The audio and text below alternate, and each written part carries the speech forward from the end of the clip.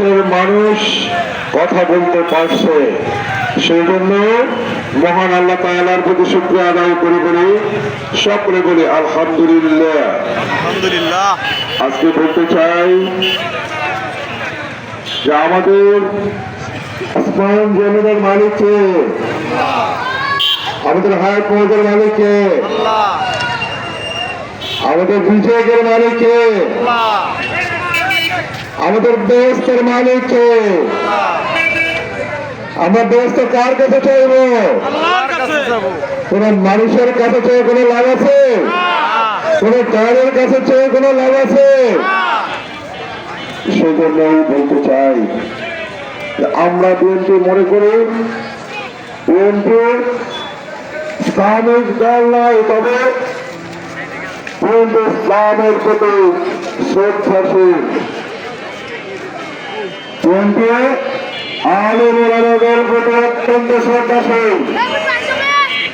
আমাদের নেতা শহীদ প্রেসিডেন্ট জিয়াউর রহমান, আমাদের দেশ নেত্রী বেগম খালেদা জিয়া এবং আমাদের নেতা তারেক রহমান, যে তারা কি করছে, তারা সকলেই ইসলামের প্রতি সম্মান দেখাতো, তারা আলেম ওলামাদের প্রতি সম্মান দেখাতো।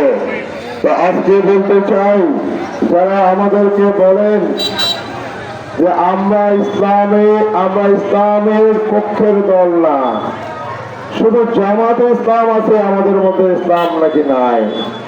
কিন্তু আমরা বলতে চাই যে বাংলাদেশে আজকে আমাদের নেতা তারেক রহমান ঘোষণা দিয়েছেন আমাদের এই মসজিদের ইমাম, মুয়াজ্জিন এবং খতিব যারা থাকবেন, মন্দিরের পুরোহিত, সকলকেই আমাদের নেতা তারেক রহমান প্রতি মাসে সম্মানী দেবেন এবং তাদেরকে বিশেষ ভাতা দেওয়া হবে উৎসবের জন্য। ইসলামকে বিএনপি সম্মান করে, ইসলামের পক্ষে বিএনপি। কিন্তু আজকে যারা বলেন যে দাঁড়িপাল্লায় একটা ভোট দিলে 18 কোটি মানুষের নামাজের সওয়াব পাওয়া যাবে, এটা বলেন নাউজুবিল্লাহ। এটা কোনোদিনও হতে পারে না, এটা ইসলামের কোনো ভাষা হতে পারে না।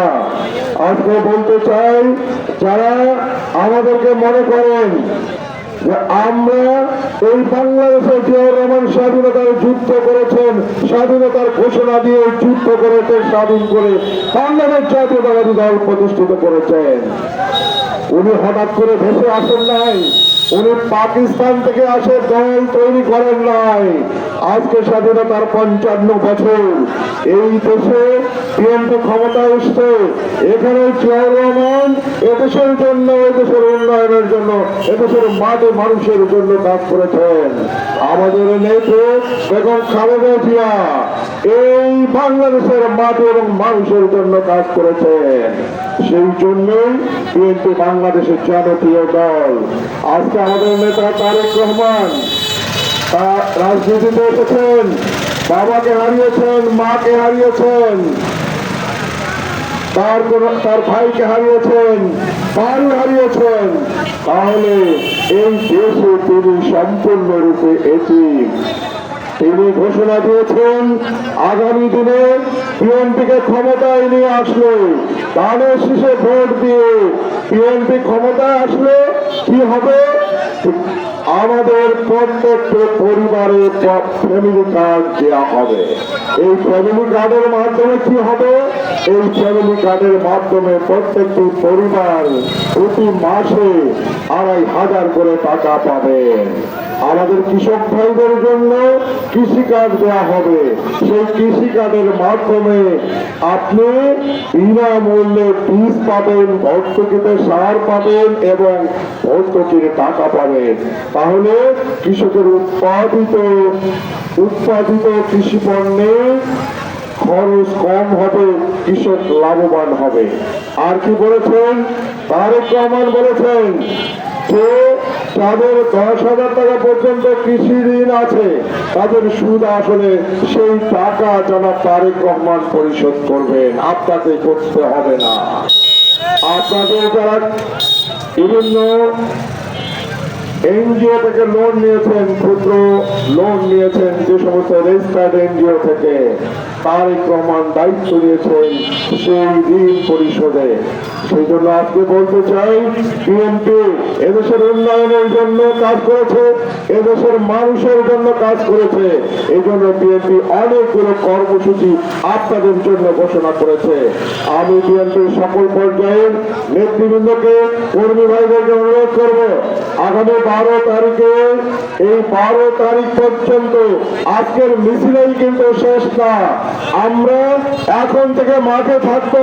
আগামী 12 তারিখে আমরা বিএনপির পক্ষে যে মিছিল দেব, সেই মিছিলে হবে উলিপুরের মানুষের বিজয়। সেই মিছিল না হওয়া পর্যন্ত, বিজয় নিশ্চিত না হওয়া পর্যন্ত সকল নেতা কর্মীকে আমি অনুরোধ করব, আহ্বান জানাবো, সকল ভেদাভেদ ভুলে গিয়ে 12 তারিখ পর্যন্ত আমাদেরকে জনগণের পাশে থাকতে হবে। মনে রাখতে হবে, বিএনপি জনগণের দল, জনগণের ভোটেই বিএনপি নির্বাচিত হয়। এই জন্য আমি সকল নেতা কর্মীকে জনগণের পাশে থেকে আগামী 12 তারিখে বিএনপিকে নির্বাচিত করার আহ্বান জানাচ্ছি। এবং আমাদের নেতা এসপি সাহেবের পক্ষে আজকে আপনাদেরকে ধন্যবাদ জানাই। উনি আপনাদেরকে ধন্যবাদ জানিয়েছেন এবং 12 তারিখ পর্যন্ত আপনাদেরকে মাঠে থাকার জন্য অনুরোধ করেছেন। আমরা দায়িত্ব নিতে পারবো না এসপি সাহেব, আমরা ধানের দায়িত্ব নিতে পারবো না। ইনশাআল্লাহ আগামী 12 তারিখ পর্যন্ত আমরা চাই আমাদের নেতা তনবীর সাহেব, উনি ধানের শীষ মার্কা নিয়ে নির্বাচিত হয়ে এমপি হবেন এবং উনি এই বাংলাদেশের একজন মন্ত্রী হবেন ইনশাআল্লাহ।